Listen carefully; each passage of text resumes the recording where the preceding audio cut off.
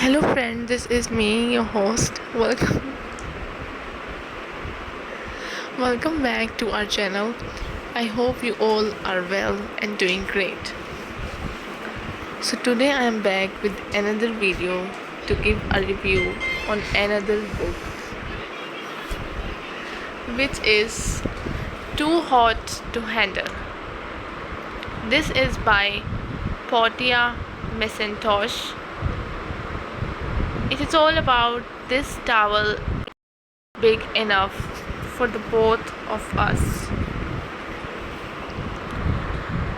Some people know that they want to get married, and some people are even lucky enough to know the person they want to spend the rest of their lives with.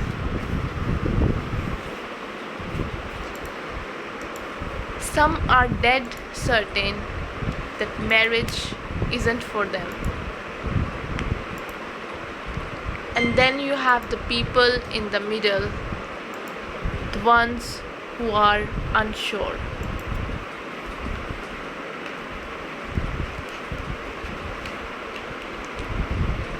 And therein lies the problem with proposals. Because for women in particular, proposals are usually a surprise.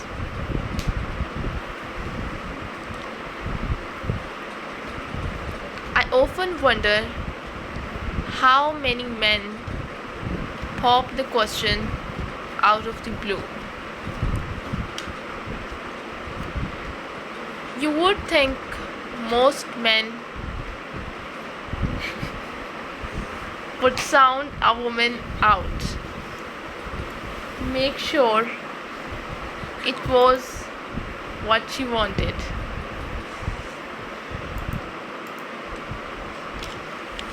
or at the very least log in a few conversations over the years,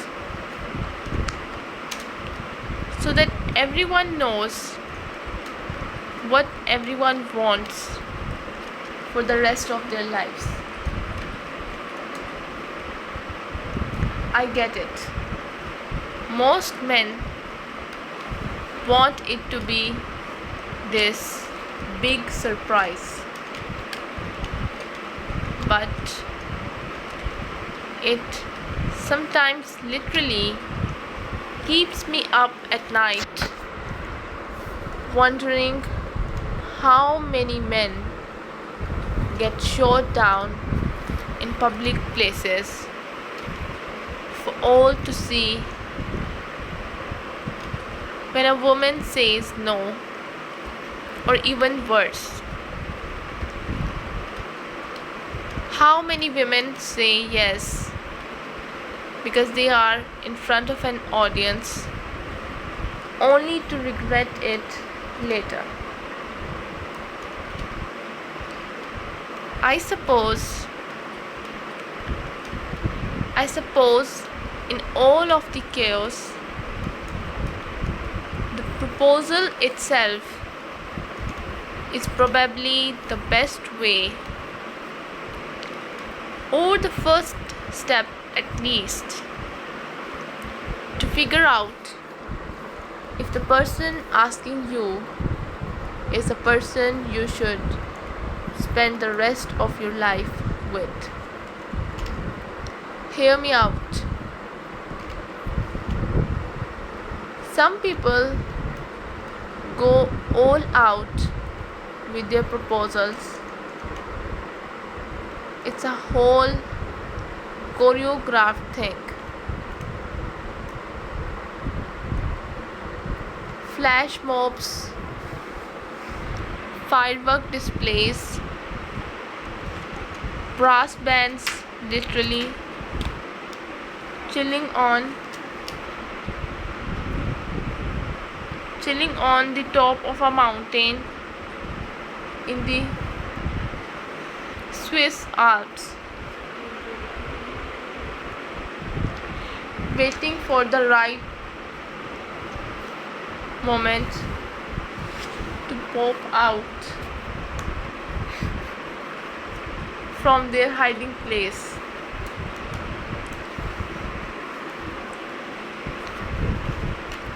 But then you have the more subtle ones. A ring being placed on the dinner table.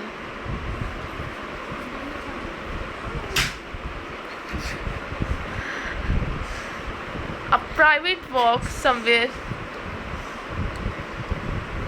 scenic with no one else around.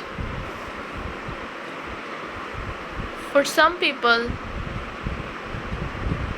it's not about the show, it's just about the question.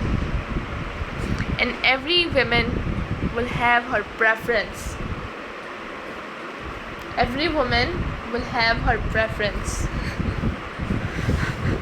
So how can your partner prove that they are marriage material? By giving you the proposal you want, not trying to be impressive or flashy or trying to get away with something low effort.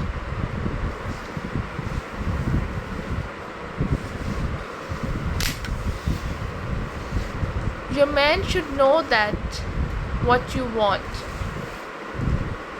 whether it's being plastered on the big screen at a Leeds Lions match,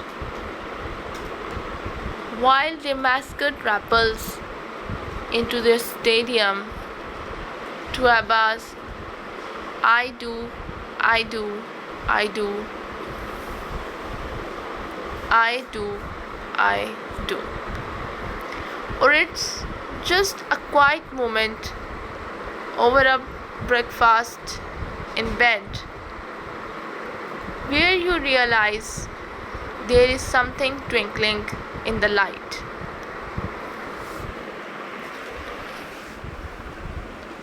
And it's a ring attached to a ribbon that is around your dog's neck. My point is that there is no one size fits all when it comes to proposals.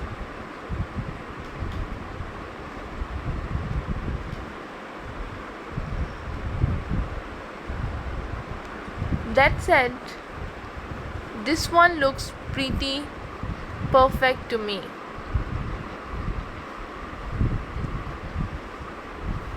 The boys are back outside.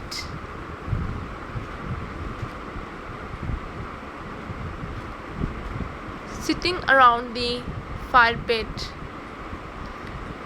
huddled around one of their phones, which means one of them must be on the Wi-Fi already. We, on the other hand, are not, so we are being forced to call from the landline in the villa. Nita is on the phone with the agency we booked the villa through. Lou, Willow, and I are sitting next to her on the sofas in the living room, waiting to find out what's going on.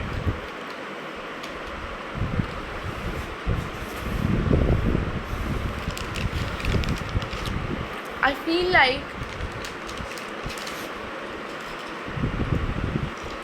I am trapped in a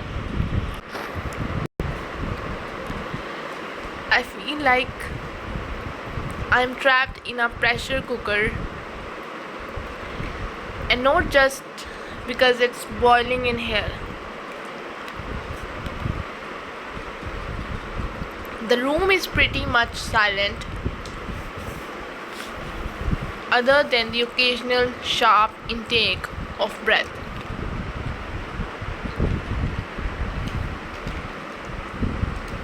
I think we are all quite literally holding our breath for the most part. And Nita saying things like right and okay before listening to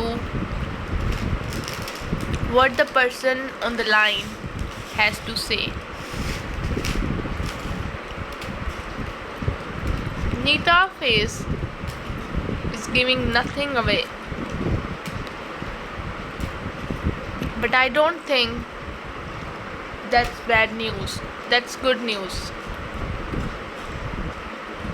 Nothing that is being said to her is making her smile.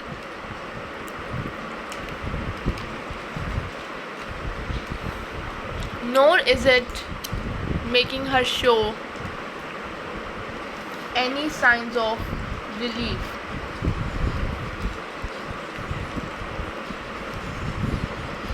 If anything, I can see her jaw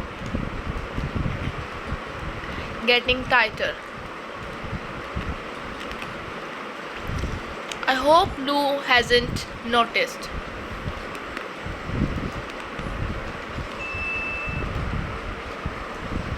So, what do you expect us to do? Nita asks, annoyed.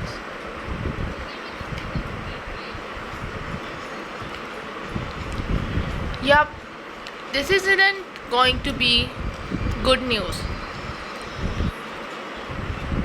Lou is fiddling with the decorative tassel on one of the cushions.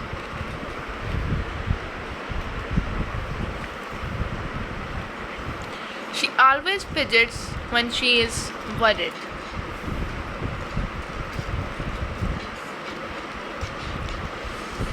I'm trying my best to keep my cool. My tell when I'm anxious is to sort of jig my leg, bouncing one up and down on the sport, which Lou knows all too well.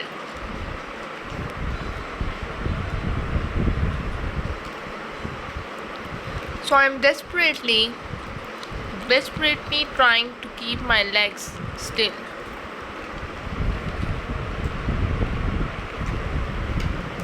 I'm pressing down on my knees with my hands, but in a way that is hopefully subtle and not at all like I am wrestling an alligator.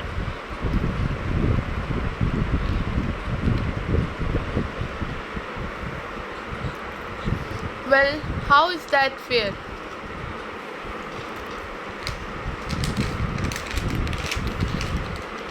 Nita continues, snapping, startling us a little.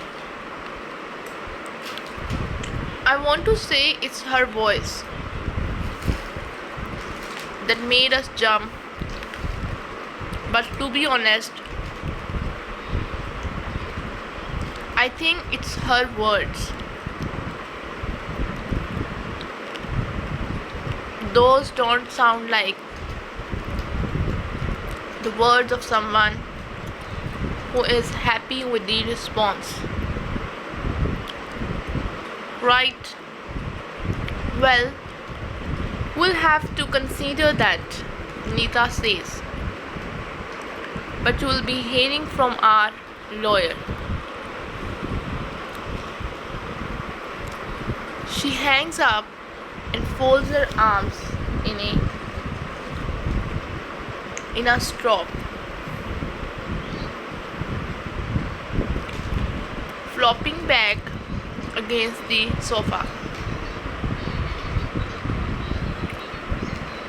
We have a lawyer? I ask. We will get one, she replies. There is been a mix-up. A mix-up sounds cute and zen. Lou replies hopefully.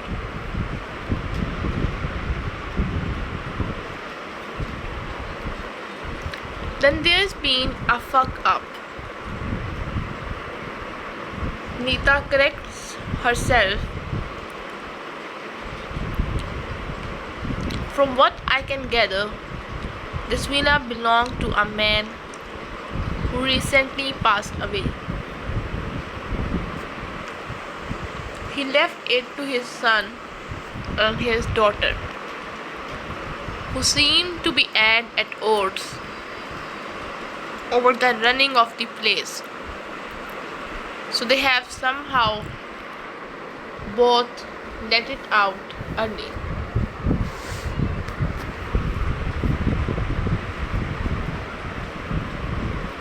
Through the same agency to two groups at the same time.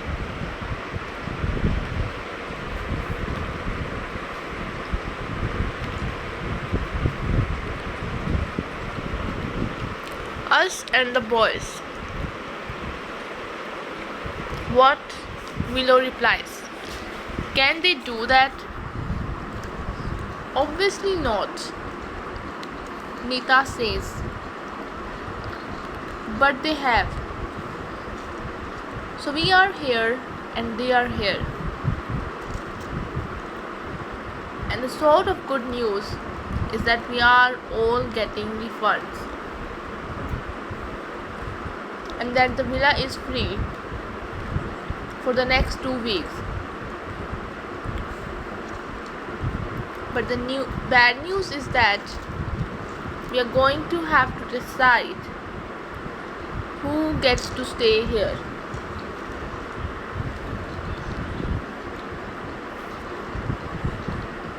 Obviously, we need this place, Lou says.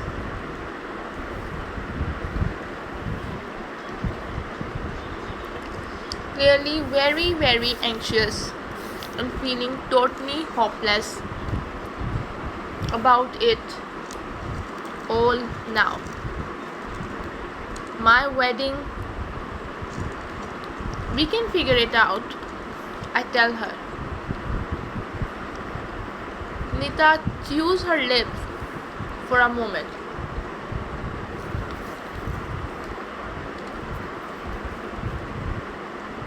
Are we going to address the elephant in the room? She says. We all look to her, more specifically the trunks. She continues. These boys, as much as I hate them, are unrealistically hot. All 4 of them. What's with that? No comment. I'm getting married, Lou says with a laugh. Yeah, I guess they are, I say, not wanting to give too much away. Oh God, don't tell me you like one of them, Nita says, reading my mind. No, I insist. I just mean you are right. I feel like I am on a reality TV show. Anyway, you started it. by saying they were hot. Yeah, but like all of them, generally, she continues. Yeah, they are sexually attractive, but only until you hear them speak. Otherwise, you would be looking at one, maybe two, and thinking if you were to, okay, I think Nita needs to cool down. I interrupt her. Yeah, let's take a breather. Think things through and come up with a plan. Nita suggests, practically laughing off her outburst of horniness. I am sure she was joking. At least, sort of.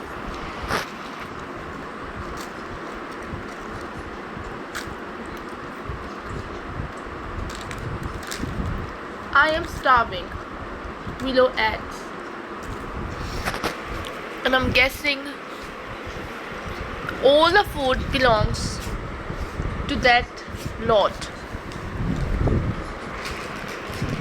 Why don't we pop to the shop? Nita says. We will get some food. We'll come up with a plan. And then we can relax.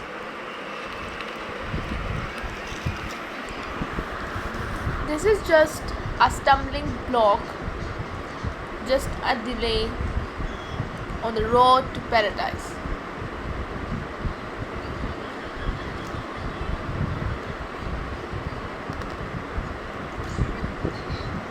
But it will all be fine, right, everyone?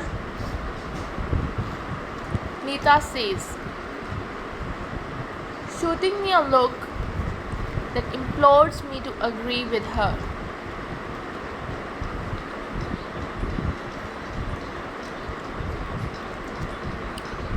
Absolutely, Willow agrees.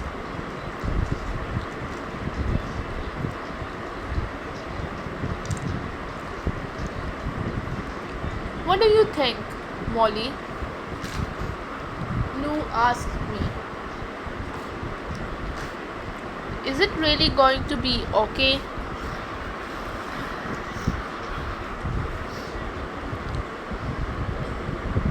I can see her last bit of hope in her eyes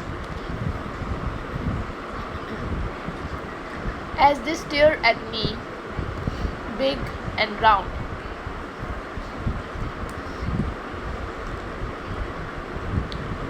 And ready to burst with tears at the drop of a hat.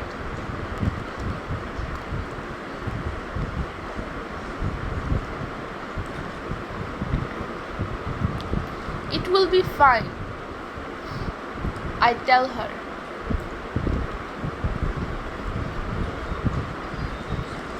Totally fine. Nothing to worry about. I say it with confidence, with a big smile and big sparkling eyes of my own.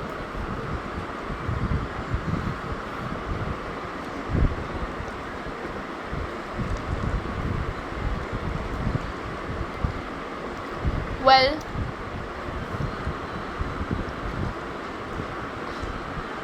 I may as well say it with feeling, seeing as though it's going to be the last time.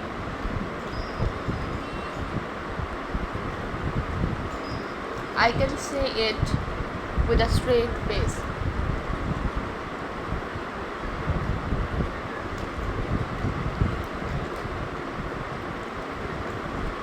Dressing for dinner feels utterly pointless and kind of sarcastic.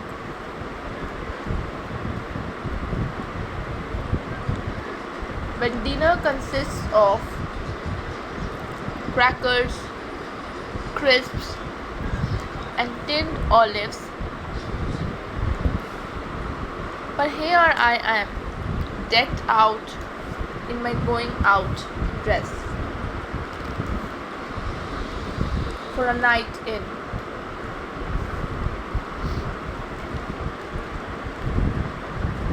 My red dress is short and glittery,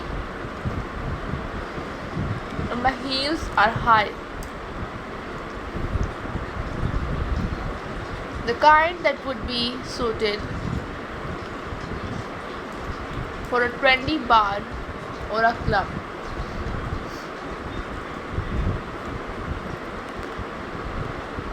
To be honest, shoes like these aren't great on an actual night out.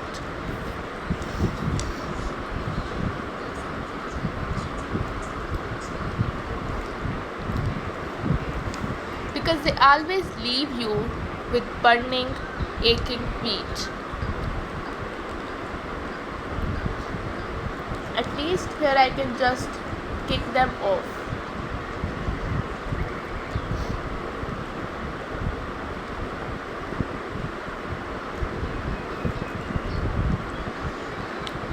That said, I do wish I was going out for dinner and drinks rather than just sitting here eating bar snacks. We are eating around the fire pit this eve because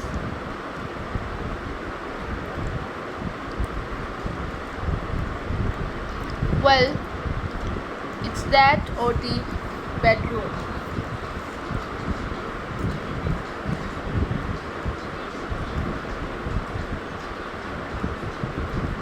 I follow the glow of light and the smell of the fire until I find Lou sitting there alone.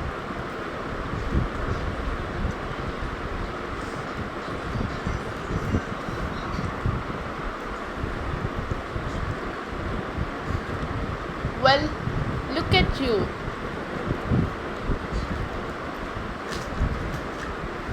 All dressed up with nowhere to go. I joke as I approach her.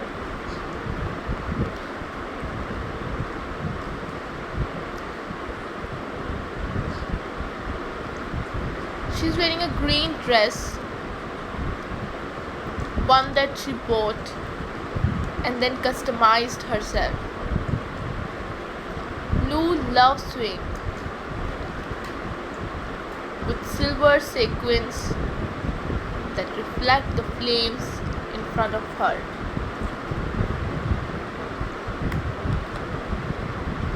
Looking good, she tells me. Although you will never see me in through the kitchen window wearing that.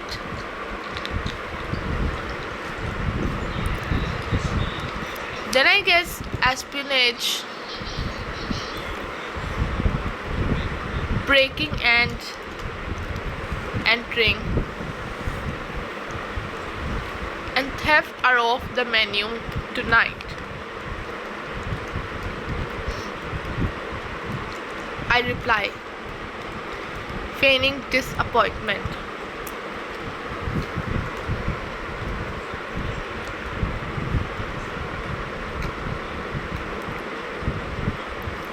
There is always tomorrow, she says, patting the seat next to her. welcoming me.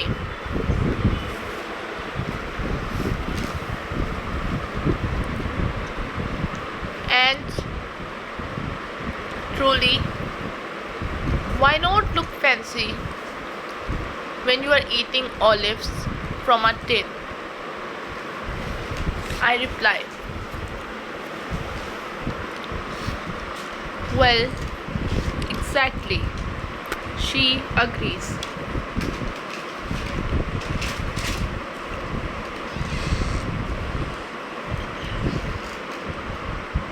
We will make anything 5-star. Here, let me pour you a glass. Lou pours me some prosecco. I managed to get it pretty cold in the bath, she tells me.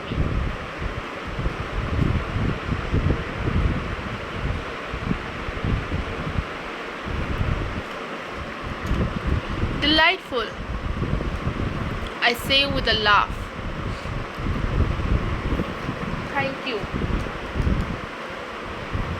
Lou hands me a glass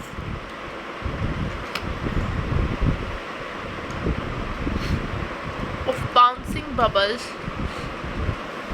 I can smell the sweetness in the air.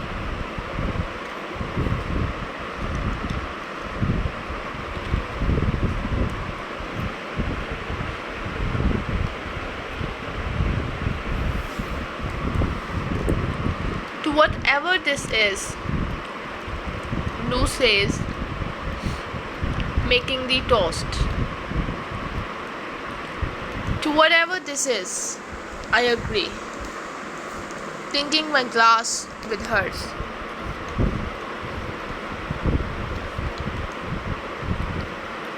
Lou shifts in her seat, her gaze glued to the flickering flames in the fire pit.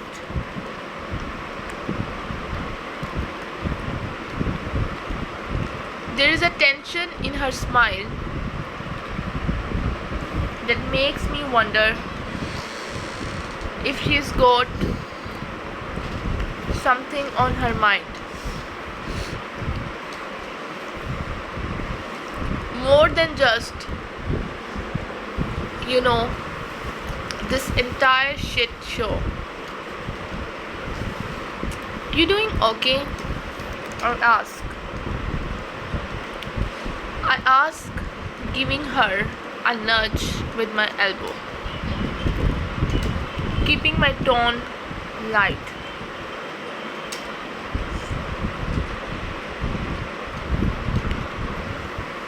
It's kind of nice, the four of us hanging out in one room.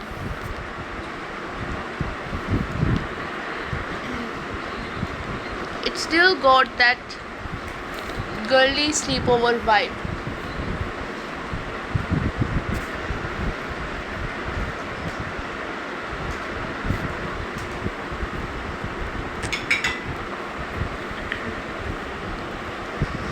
I thought we might be feeling a bit sick of each other by now.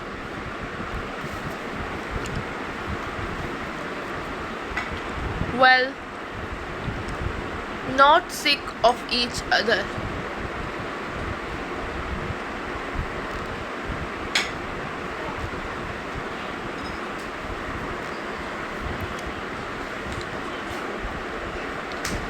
But sick of not really having much personal space. But if anything, the physical closeness has only made us, well, closer.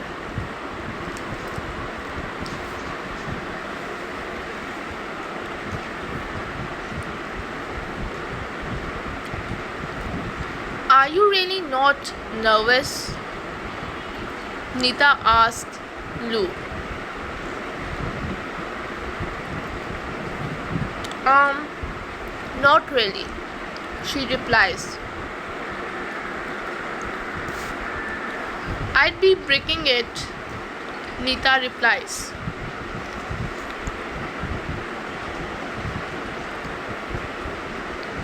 I mean, obviously, I am nervous about the wedding, and that I hope it goes well. Lou continues. But as far as getting married goes, not not nervous at all. I can't wait. I feel like that should make me feel sick.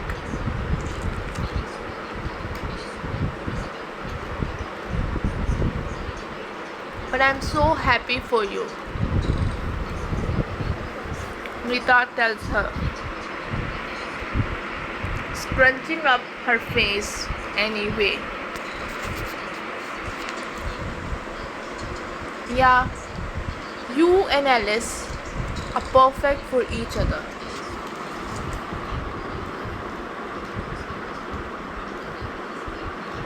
I add, this is just the start of the next phase of your relationship. And it's going to be even better than the last. Yeah, honestly, even if your wedding goes really terribly wrong, you still have such a happy marriage. Willow chimes in.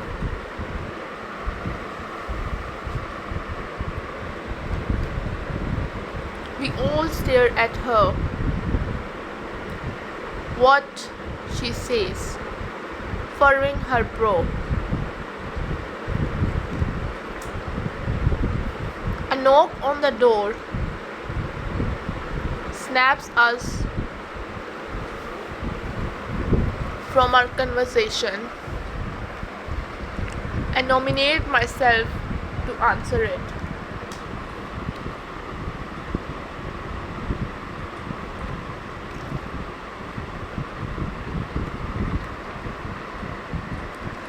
I wonder which boy it will be, only to see all four of them standing there.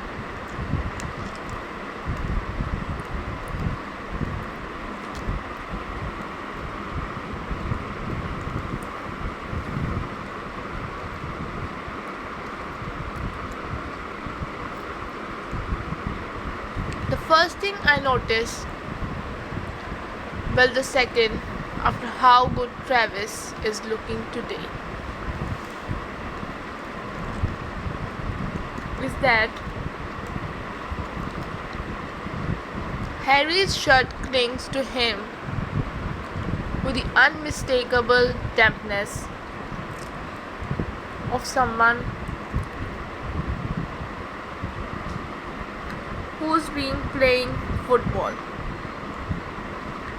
under the sun for hours.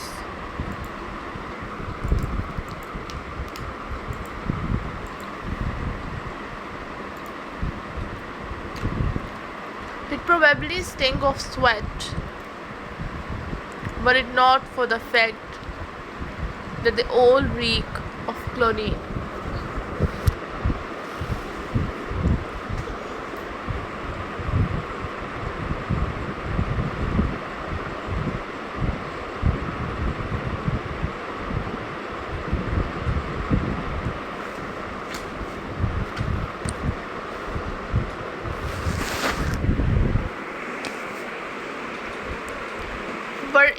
I think they are nose blind to it now.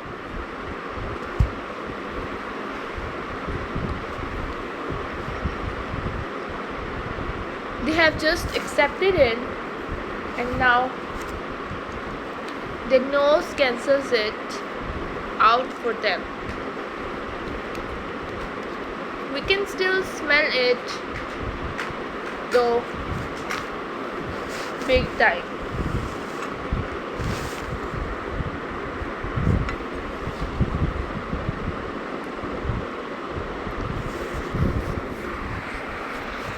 A quick question. Harry starts rubbing the back of his neck as he chooses his words.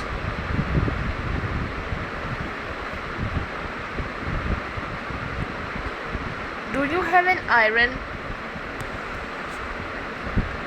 Because we are women. Nita snaps at him.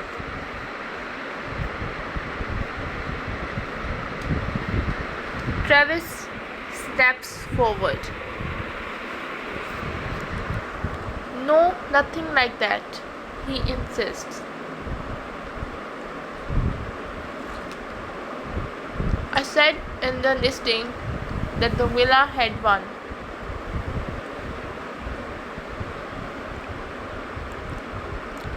But we can't find it downstairs.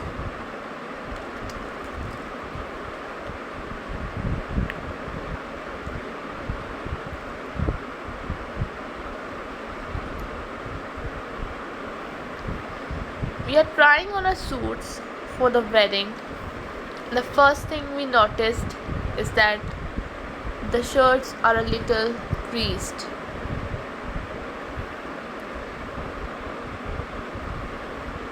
I will have a look for you, I tell him. That would be great, thanks, he replies.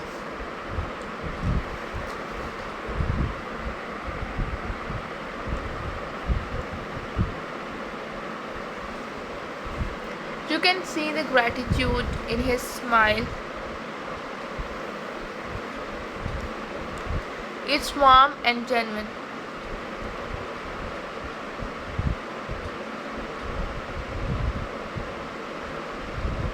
You guys seriously smell like the pool.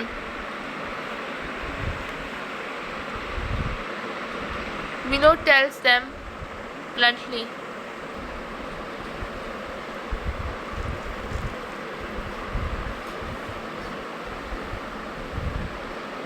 Cheers, Owen mutters, shooting her a look.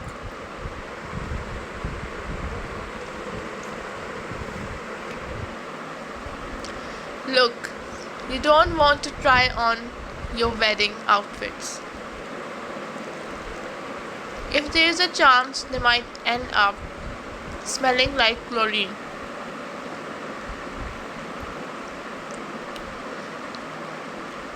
I start looking back at the girls briefly.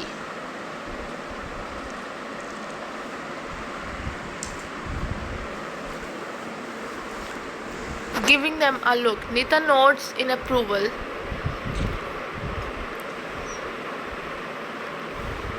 Why don't you use our bathrooms first?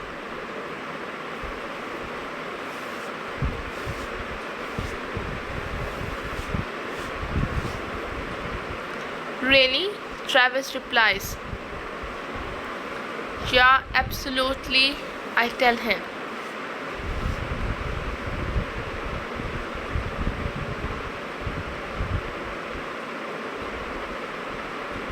You have to give us something though. Lita says. Something good. Something really good. I glance back at her. Do they though?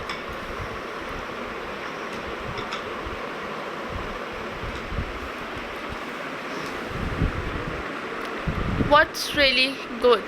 Harry asks her. A point in the competition, she says almost instantly. Oh, so that's where she's going with this. Not a chance, Harry says. Not a chance we are using our showers then, she tells them. I sigh. 1 second, Harry tells her. The boys huddles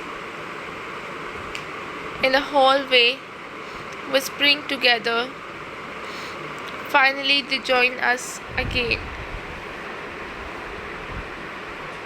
Okay, fine. We will give you a point if you let us use your shower, Harry says, smirking.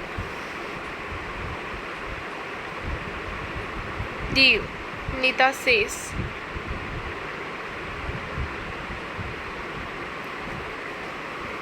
We would have swapped it for 2 points, Harry tells her.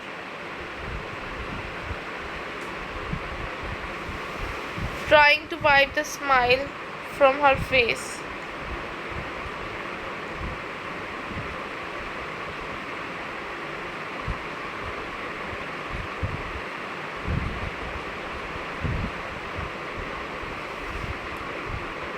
I would have let you use the showers for nothing, just to get rid of this stink, she replies. Just do me a favor, yeah. Use someone else's fucking shampoo.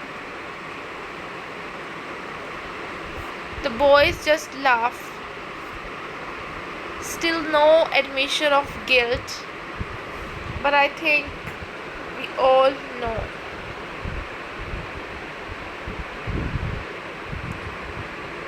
We were actually going to get some air, so feel free to use all 4 showers,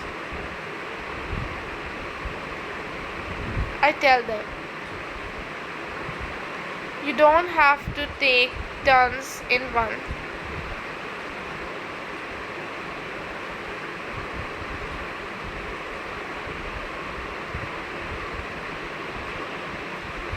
Travis smiles.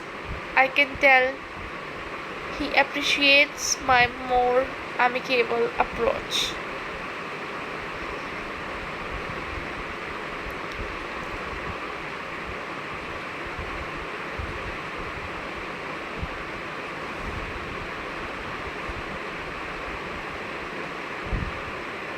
Feel free to use our loo if you need the loo, Harry says kindly, but it doesn't quite have the same ring to it.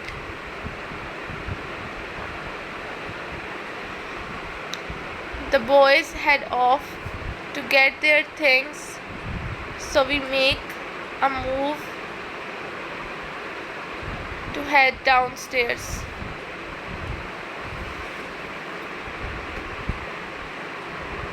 You don't mind, do you, girls? I check. Of course not, Nita says. Yeah, I mean, we basically owe them one for feeding us yesterday too.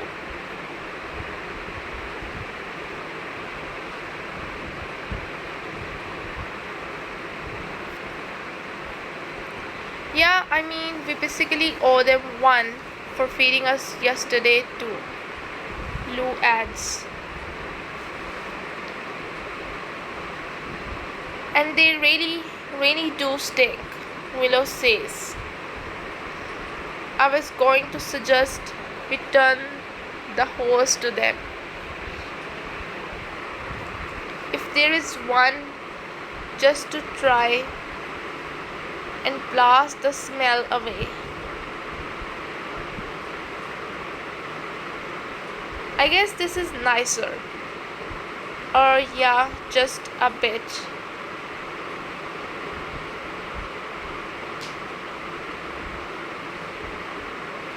I'm the last one to walk downstairs passing the living room doorway just as Travis is about to head upstairs. His wash bag in hand, meaning they do have toiletries with them at least.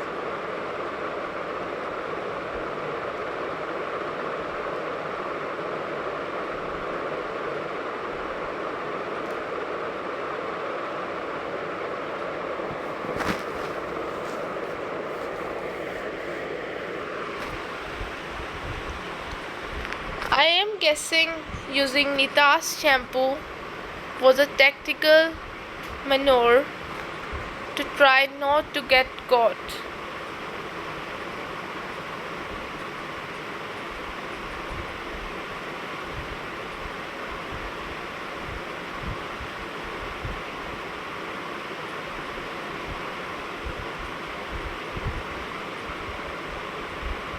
Rather than just really piss her off. I'll bet that was just a nice bonus for them. I flash him a smile. Travis catches my hand in his as I go to pass him.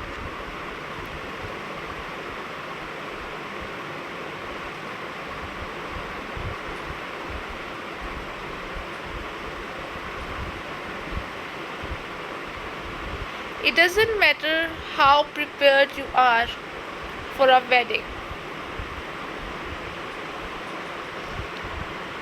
You can pretty much guarantee that on the day everything is going to go wrong. I'm not feeling great today at all.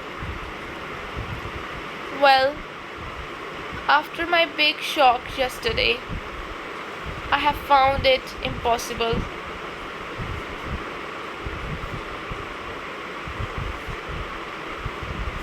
to get Travis off my mind. I know the boys weren't great. We all did. But I never thought Travis would lie to me. Use me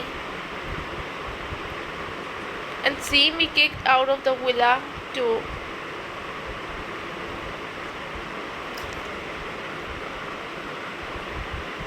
I suppose he needs us gone, really, because we would have soon realized he was the groom. When the others came back and he went off on his honeymoon. Now I can't wait to get out of here. It will be so weird and awkward when the others come back and we have to leave. We just need to get the wedding out of the way and then we can go. The sooner the better, except now it seems like the wedding isn't going to plan either. What do you mean the road is blocked? Lou shrieks down the phone. She's not usually one for shrieking at people for just doing their job, so this must be bad. She slams the phone down and turns to face us.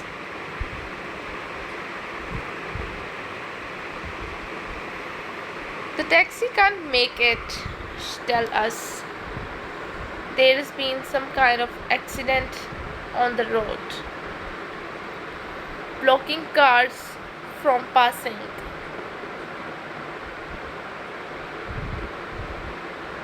He said the taxi will be here as soon as it can, but I need to get to the venue.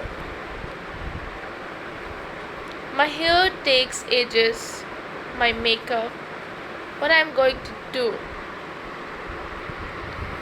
Look, don't worry, I reassure her. quite it's a quiet road. I'm sure they will get it sorted quickly. And the taxi will be here in no time. Let's just get everything ready that we possibly can. We could do your hair if needed, Nita says. No thanks, Lou says a little too quickly. Well, you are under pressure and you are having a bad day. So we're going to pretend you didn't say that like that. Nita replies, patting her on the head. What's going on? A voice asks, snapping us from our conversation, potentially breaking up a fight. Shit, it's Travis. So much for avoiding a fight. Well, just wait until they find out who is going to be walking down the aisle next, he says. Shh. I was quickly. We said we would keep it a secret until after the wedding. I don't want to steal Nita's moment. And that's why I love you, he tells me, and why I want to tell everyone. A couple of weeks ago, Travis and I went to Spain to stay in our villa. Just the two of us. And while we were there, he got down on one knee and popped the question. I said yes, of course I did. But with Nita's wedding imminent, I just didn't want to do anything that might overshadow it. So we are keeping it to ourselves just for now. But I kind of love having a secret.